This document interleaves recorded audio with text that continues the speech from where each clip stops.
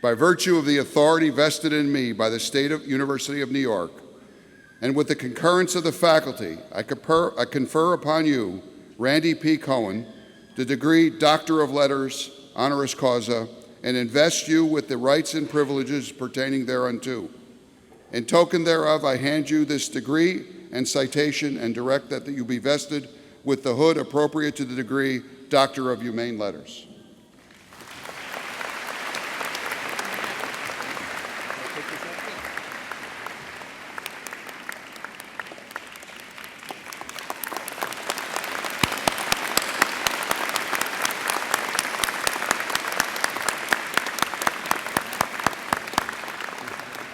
It is now my great honor and privilege to introduce Randy Cohen.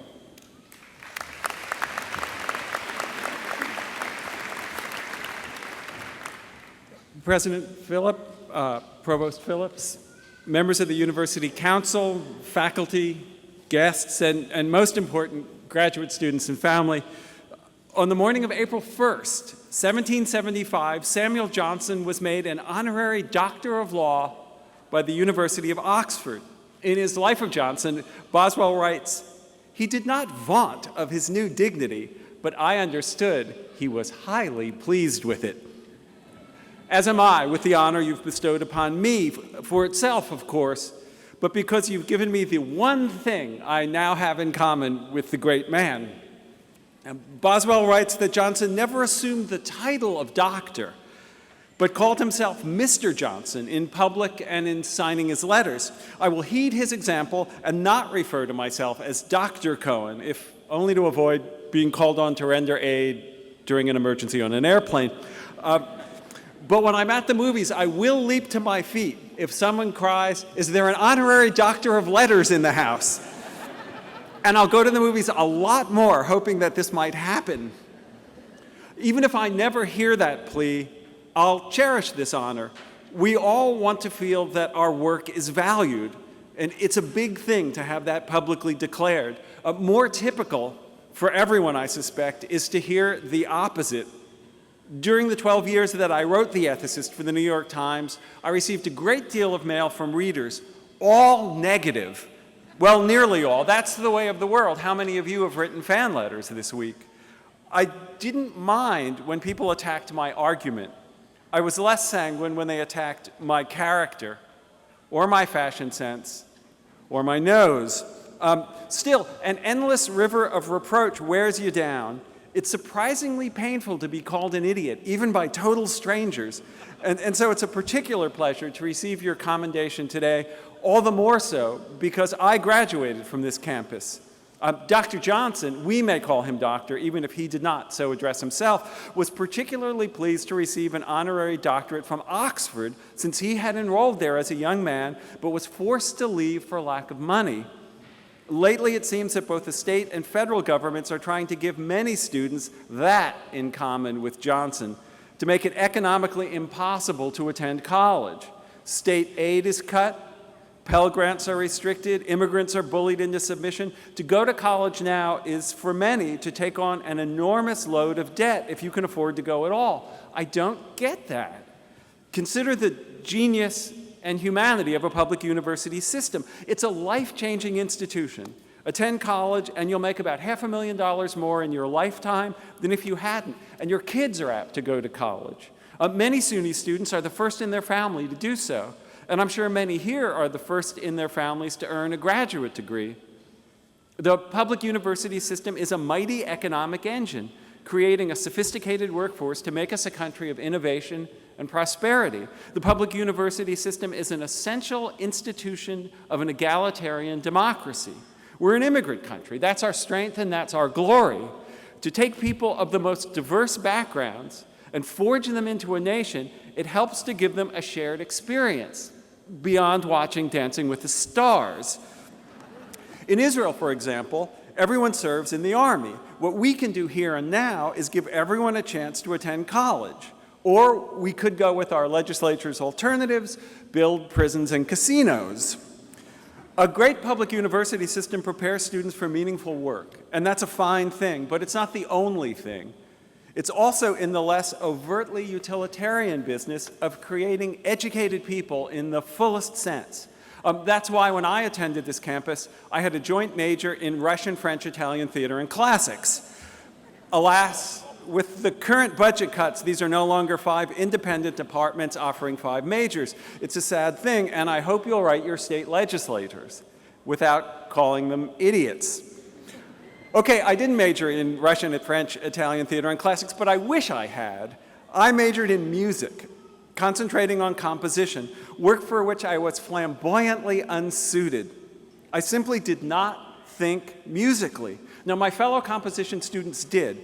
Ideas formed themselves in their head as sound. Sounds were their ideas, but I thought in words and then laboriously translated those words into sound. And I might add ugly sounds, sounds that in no way could give pleasure of any kind to anyone. Now, the ability to think musically doesn't guarantee that you'll have interesting thoughts, but for a would-be composer, the inability to think musically ensures that you are in the wrong line of work. A sense of how your own mind operates, that you think verbally or visually, mathematically or musically, is something any smart 12-year-old knows. Somehow this self-knowledge had eluded me. And yet I'm particularly grateful to Professor Joel Chatterby of the music department. There's still a music department. Yeah, okay. Who established an electronic music studio here on campus and allowed me to study there. This huge university, as I'm sure many of you can attest, includes faculty members who are nurturing and attentive even to their most misguided students. But it's not such a terrible thing to be a misguided student. It's also a function of a great university to provide a place where students can be confused, can explore ideas, mature intellectually, can learn, can think, even if those thoughts have no obvious application. Except for doctors and lawyers and the like, work requiring rigorous professional training, half the people I know who've gone on to have fascinating and productive lives had no idea what they'd be doing when they left college. In fact, many of the jobs they're now doing didn't exist when they were students. After graduating, it took me a little while to find my way to writing, work for which I'm better suited. But even then, I worried that I wasn't talented enough. And I've since come to think that talent is grotesquely overrated. Of course, I wish I were smarter and had a full head of hair, but there's nothing I can do about either of those things. So I've tried to make up with dim-witted persistence what I lack in actual ability, and it's amazing how far that can take you. It hasn't helped with the hair, though. But none of this may apply to you. You're graduate students. Clearly, you're a capable bunch, and many of you, I've noticed, are quite hairy. It also helps to be lucky. I had the good fortune to stumble into 2 life-changing jobs, neither of which I had a predisposition to seek. For 7 years, as was mentioned, I wrote for Late Night with David Letterman. And here's why writing for Dave was so great. I was given a chance to do work I was proud of. I was made to feel my work was valued. I was treated with courtesy. I worked with people I looked forward to seeing, and for a boss I respected. And I think that's pretty much what everybody wants in any job.